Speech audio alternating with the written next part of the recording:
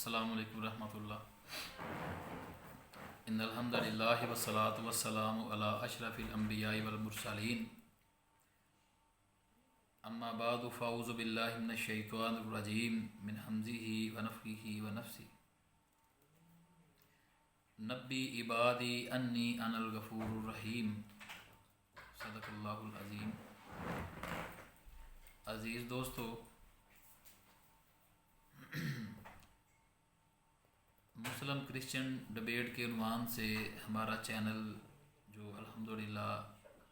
اس میں تقابل ادیان کے حوالے سے گفتگو ہوتی ہے، اور اللہ تعالیٰ کے فضل و کرم سے اس کے دیکھنے والے وہ لاکھوں میں ہیں، اور دن بدن ہمارا یہ چینل یہ اس کی پذیرائی ہے، اور الحمدللہ دوستوں کا اعتماد ہے۔ ہمارے اس چینل پر مختلف مکالمہ جات جو پاسٹر شفیق اول صاحب اور میتھیو سلمان صاحب اور دیگر مسیحی دوستوں کے ساتھ جو مکالمہ جات ہوتے ہیں، مسلم مناظر، اس میں حکیم محمد عمران ثاقب صاحب ہوتے ہیں، اور الحمدللہ یہ بڑی مدلل اور بہترین یہ گفتگو ہوتی ہے، جس میں تبادلہ خیال بھی ہوتا ہے، دلائل بھی ایک دوسرے سے ان کا اظہار ہوتا ہے۔ تو اسی ایک مناظرے میں کچھ سوالات مسیحی دوستوں نے کیے، جن میں ایک مسیحی دوست کا یہ سوال تھا کہ آپ کے نبی نے یہ کیوں نہیں کہا کہ تیرے گناہ معاف ہوئے؟ یعنی نجات اور بخشش اور معافی، یہ حضرت محمد صلی اللہ علیہ وسلم سے اس کی نفی اس مسیحی دوست نے کی کہ آپ کے نبی یعنی حضرت محمد صلی اللہ علیہ وسلم نے اپنی امت والوں کو یہ کیوں نہیں کہا کہ تمہاری معافی ہوئی، تمہاری بخشش ہوئی۔ میں سمجھتا ہوں ان مسیحی دوستوں کی قرآن سے بھی لا علمی ہے، قرآن سے تو لا علمی ہے ہی ہے، اور ان کی بائبل سے بھی لا علمی ہے، کیونکہ بائبل سے اور خصوصاً عہد نامہ جدید سے یہ کوئی نجات کا تصور نہیں پیش کر سکتے۔ اگر عہد نامہ قدیم دیکھیں تو حضرت آدم اور حضرت حوا کے گناہ کا تو ذکر ہے، لیکن ان کی معافی کا ذکر کوئی نہیں۔ قرآن نے حضرت آدم اور حضرت حوا علیہ السلام ان کی معافی کا ذکر کیا، رب قالا ربنا ظلمنا انفسنا وان لم تغفر لنا وترحمنا لنکونن من الخاسرین۔ اللہ تعالیٰ نے یہ غلطی جو ہو گئی، بھول ہو گئی، حضرت آدم سے بھول ہو گئی، اللہ تعالیٰ نے اسے معاف فرما دیا۔ اور اگر مسیحی دوستوں کو اللہ تعالیٰ توفیق عطا فرمائے یہ قرآن کا مطالعہ کریں، یہ قرآن کو پڑھیں، قرآن کو سمجھیں، قرآن کو پرکھیں، قرآن میں غور و فکر کریں، تو یہ قرآن میں جا بجا یہ پڑھیں گے۔ سورۃ الحجر اور اس کی 49 نمبر آیت کریمہ جو میں نے شروع میں تلاوت کی ہے، اللہ تعالیٰ نے فرمایا نبی عبادی انی انا الغفور الرحیم، اے پیارے پیغمبر علیہ السلام میرے بندوں کو خبر دے دو، میرے بندوں کو خبر دے دو کہ انی انا الغفور الرحیم، میں بڑا بخشنے والا، بڑا رحم کرنے والا ہوں۔ اور اسی طرح سورۃ البقرہ 221 نمبر آیت کریمہ فرمایا واللہ یدعو الی الجنۃ والمغفرۃ باذنہ، اللہ تعالیٰ تو بلاتا ہے جنت کی طرف، اللہ تعالیٰ تو بلاتا ہے اپنی بخشش کی طرف، اللہ تو بلاتے ہیں اپنی جنت کی طرف، اور اللہ تعالیٰ تو بخشش کی طرف بلاتے ہیں کہ میرے بندو آ جاؤ۔ قل یا عبادی الذین اسرفوا علی انفسہم لا تقنطوا من رحمت اللہ، اے وہ بندو جو اپنی جان پہ زیادتی کر چکے ہو، جو اسراف کر چکے ہو، اپنی جان پہ ظلم کر بیٹھے ہو،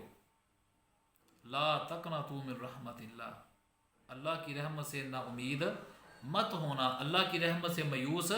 مت ہونا۔ اور فرمایا اللہ تعالیٰ نے سورۃ الفرقان میں، سورۃ الفرقان 70 نمبر آیت کریمہ، الا من تاب وآمن وعمل عملا صالحا، فرمایا سن لو جس بندے نے توبہ کر لی، جس بندے نے میری طرف رجوع کر لیا، الا من تاب، جس بندے نے توبہ کر لی، جس بندے نے میری طرف رجوع کر لیا اور ایمان لے آیا اور اس نے اعمال صالحہ شروع کر لیے، اچھے اعمال اس نے شروع کر لیے۔ ایمان اور اعمال صالحہ، دین اسلام میں ایمان اور اعمال صالحہ یہ دونوں لازم و ملزوم ہیں، ایمان کے ساتھ اعمال صالحہ یہ شرط ہے۔ فرمایا الا من تاب وآمن وعمل عملا صالحا، فرمایا سن لو جس بندے نے توبہ کر لی اور ایمان لے آیا اور اعمال صالحہ اختیار کر لیے، فَأُولَٰئِكَ يُبَدِّلُ اللَّهُ سَيِّئَاتِهِمْ حَسَنَاتٍ، تو یہی تو وہ لوگ ہیں کہ اللہ تعالیٰ ان کے گناہوں کو، ان کی سیئات کو اللہ تعالیٰ نیکیوں میں بدل دیتے ہیں۔ اب بتائیں کیسا وہ کریم خدا ہے، کیسا وہ بخشنے والا خدا ہے۔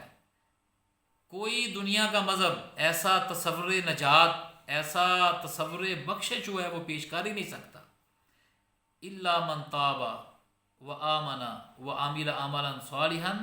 فاولئک یبدل اللہ سیئاتہم حسنات، فاولئک یبدل اللہ سیئاتہم حسنات، اللہ تعالیٰ گناہوں کو نیکیوں میں بدل دیتا ہے، گناہوں کو معاف ہی نہیں کرتا،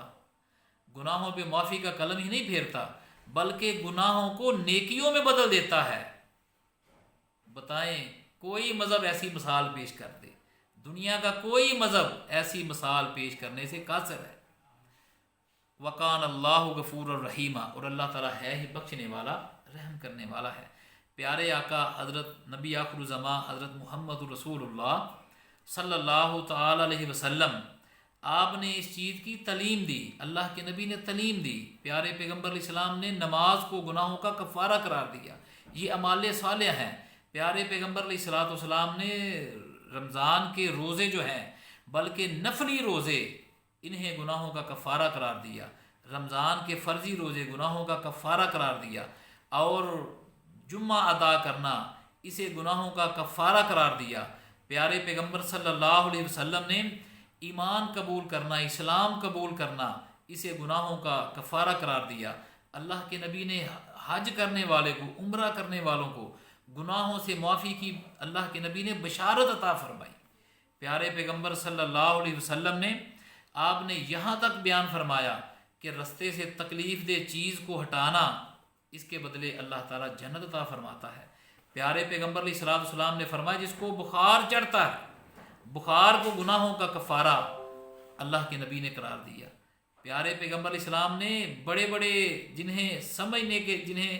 ایک بیان کرنے کے لحاظ سے چھوٹا عمل کہا جاتا ہے لیکن وہ بھی بڑا عظیم عمل ہے، اللہ تعالیٰ ان چھوٹی چھوٹی سنتوں پیارے پیغمبر علیہ السلام کی سنتے ہیں، اور اللہ کے نبی کے یہ آپ کے فرامین اور اللہ کے نبی کے یہ معمولات،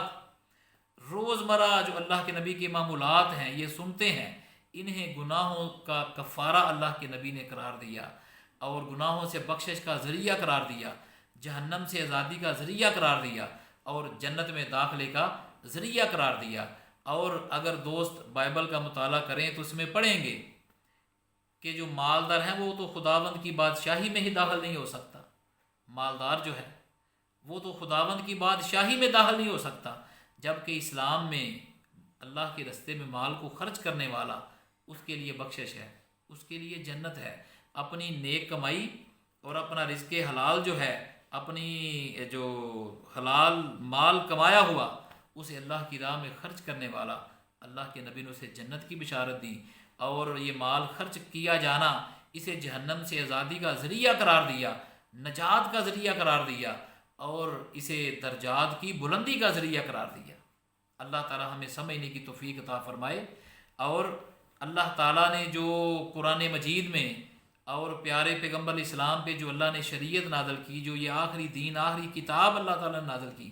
اس میں یہ بخشش کا تصور یہ بڑا شاندار ہے۔ یہ ہمارا دعویٰ ہے، دنیا کا کوئی مذہب